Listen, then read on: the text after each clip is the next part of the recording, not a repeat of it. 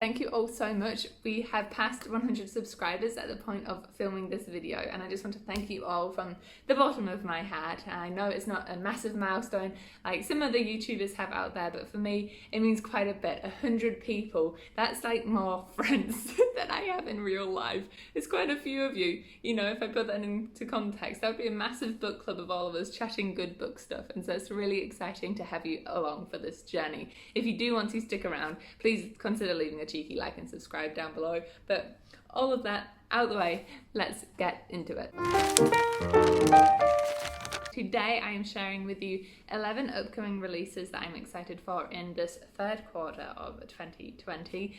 Before I go into this, I'm going to just let you know that the links I use, there's 2 blogs and a Goodreads page that I use to find these upcoming books. I'll link down below. And if you guys think that I've missed any really cool books that are coming up, also can you leave a comment down below? I'd love to check them out and see what you guys are also excited for reading. So kicking this off, we have the Book of Dragons. This is a fantasy young adult anthology written by obviously a mix of young adult authors. Some of them you might recognise the names of, such as Garth Nix and Jonathan Strahan, as well as a whole bunch more. I'm also going to leave all the Goodreads links to the books I mentioned down below if you want to click on them and check them out yourself, by the way. But why I am so excited about this in particular anthology is it's all about dragons. Dragons are the central theme for each of the short stories that authors are writing, and as someone who loves dragons but who hasn't read like a more classic fantasy to do with dragons in a hot minute, I'm really pumped for this. As well as I think anthologies are a really good way of experiencing other authors' writing styles without having to commit to a whole massive book. Did I mention 7th of July that one comes out? Book number 2 that I'm really excited for is called He Must Like You. This comes out on the 14th of July and is a young adult contemporary feminist book written by Danielle Young Ullman. In this book, Libby is our main character, and recently her brother has just gone overseas and her dad's essentially said, I'm kicking you out because I'm going to rent your room to someone else's Airbnb. So suddenly she's got nowhere to live and she's just got to make her own way. So what happens is she works at a bar and there's this guy, and this guy essentially pushes her too far, bordering sexual harassment. So she dumps a picture of some sort of beverage all over him, which sounds like just the right attitude I want from Libby. Anyway, turns out the guy she dumped this picture on is a right famous wealthy person in the town, and there's all of this fallout. So she's just got to navigate this world where consent isn't a fully understood thing. To be honest, that is still today's world, unfortunately. And this story follows Libby as she herself experiences this, also forming a crush on someone. Of course, there's got to be a little bit of a romance subplot in it. And I just really want to pick this one up to see how Danielle, our author, deals with that feminist consent side of things. Then on the 28th of July, Deal with the Devil comes out. This is an adult fantasy, which is described as Orphan Black meets post-apocalyptic Avengers, which honestly sounds so wonderful. Did you guys hear that click? So wonderful. And this is set 45 years after all electricity just went kaput in the USA. And we follow like 2 sides of the story from the sounds of it. We have Nina. She used to be a librarian, and her troop of fellow librarians trade in information and knowledge. We then have Knox, and Knox is used to be super soldier who had all these bio enhancements, and he is trying to find, and his troop, there's like a gang of them from the sounds of it, they are trying to find someone that will stabilize their like biochemistry that made them so super, because they don't want someone who has the power over their bodies to essentially press off on them. But then what happens is the biohacker who can do that for Knox demands Nina as ransom, and that's kind of where their 2 paths collide. It does sound like there's going to be a little bit of a romance subplot as well, but I'm more interested in seeing a bunch of librarians post-apocalypse just trading all of their knowledge. It sounds beautiful. We then get to the first sequel, and for me that is The Faithless Hawk, written by Margaret Owen. This is the sequel to the Merciless Crow book, which I absolutely adored. I read that earlier in the year.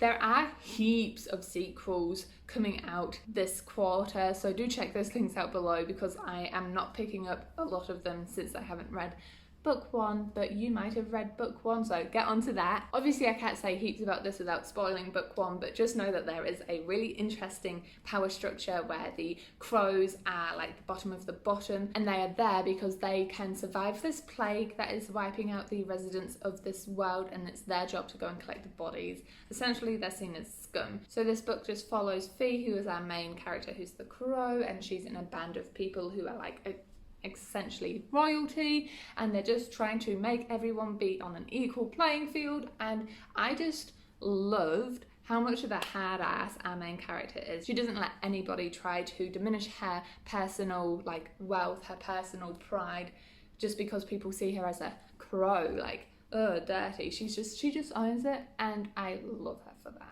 Moving into August, I want to start a new series. It is called Set Fire to the Gods, and it is, again, another fantasy one. And yes, also young adult. It's my favourite genre, and I'm excited for everything. And this is co-written by Sarah Rash and Kristen Simmons. This also sounds like a dual perspective sort of tale. In one hand we have Ash, and she is descended from a long line of gladiators, so she can fight. She's really cool in that sense, but her mum dies, and then she's just on a revenge quest. You then have Maddox, and he has a secret, and that's that his power, by the way, there are like elemental powers, his power is different to the people that he like lives with, which sounds like it's quite a big deal, but he's keeping it to himself. And essentially Ash and Maddox are kind of like their god's pawns, whether they realise it or not. And long story short, everyone ends up battling everyone, and everyone realises that their powers are good or their powers are bad. Some people turn out to be immortal, or they discover immortality. It just sounds like a really cool action-packed story with gladiators and elemental magic, which just honestly sounds like a really good package. There are then 2 August the 4th books.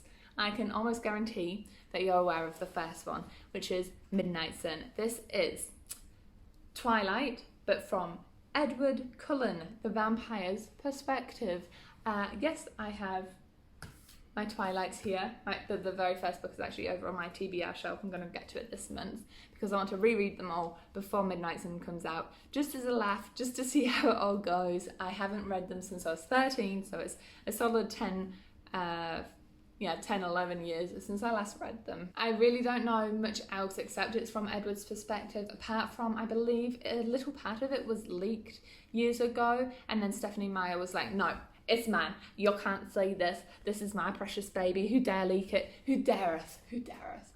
So she just didn't release it for quite a while, and now it's out. So that's some drama, and there's a book that I want to read. Partially because of that drama, I will be honest. And then the other August 4th is called The Dark Tide, and this one is written by Alicia Jasinska.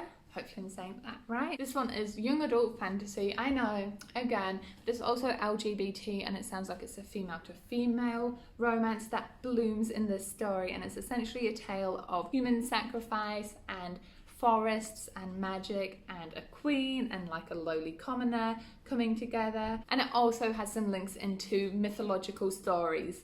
I'm not 100% sure whether it's like Greek or Welsh or what, but just know that there's some mythology in there. We then jump to September. Now September the 1st is the next sequel that I'm highly anticipating, which is Blood and Honey, book 2 to the Serpent and Dove series, written by Shelby Mahurin.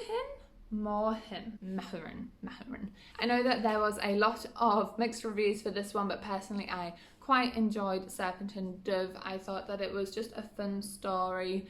Yes, it wasn't 100% historically accurate, but I don't think it has to. Sound off below if you've read it and what your thoughts were. September 15th, Piranesi by Suzanne Clark. This is an adult fantasy. I know there's so much fantasy coming out. I couldn't find many thrillers that I would be excited about, or just contemporaries, but I had to be picky. I've got so many books I want to read, so sorry guys, it's a lot of fantasy. This one caught my eye because it just sounds a bit weird. There's a mansion and there's heaps of corridors and doors in this mansion that our main character, Piranesi, is intrigued by, goes a-wandering. I'm a little bit unsure on their gender identification. He. Okay, so Piranesi is a he. Cool. And essentially this mansion is a labyrinth, but sometimes Piranesi gets a visitor, twice a week in fact. And honestly, that's kind of all the blurb tells me. It doesn't say if there's some sort of mystery involved. It doesn't say if there's some sort of attack or anything. It just sounds like a fun story where I can follow Piranesi in this like atmospheric mansion where it never ends and he constantly finds things that he stumbles upon, and it just sounds fun. It gives me very much Neverwhere vibes by Neil Gaiman so far, just based off the blurb. September 22nd, another anthology for you. It is Vampires Never Get Old, which, as you can imagine, is all about vampires. So all of the short stories which are written by different authors in this anthology are specifically writing about their kind of vampire. I'm excited for this one because it just sounds like each little book has its own little vibe to it. There's some creepy, spooky sounding ones. There's one here which says a lurking vampire of social media. A modern vampire. I don't know, it intrigues me. I'm curious, I want to pick it up. And then the very last one that I'm super excited for this quarter is called A Deadly Education by Naomi Novik. I've heard this author and I looked it up, and it's the person who wrote Spinning Silver, which I know got a decent amount of airtime here on BookTube and over on the Instagrams. I personally haven't read it, but I heard some good things about her writing. So when I saw this, I decided I wanted to give it a go. And this is set in this place called Scholomance. It's essentially a school where if you are like magically gifted, you go. But if you fail, it means death. And it literally says literally, so sounds intense. And our main character in this one is Elle, and essentially it sounds like her magic is really, really powerful, and anytime she uses it, she actually risks killing the entire school population. And it just sounds like we follow Elle as she tries to defeat the scary prowling monsters that roam her school, whilst also trying to keep her magic in check and not harm anybody else. I'm also a sucker for things based at schools. Is it because I'm like a teacher? I'm not too sure where it comes from. Probably has something to do with that. But anyway, those are my 11 upcoming books that I'm really excited for this quarter. Let me know if you are going to pick any of these up yourself or any of the books that you're also excited for. In the meantime, enjoy all the places you go on your own reading adventures. Bye.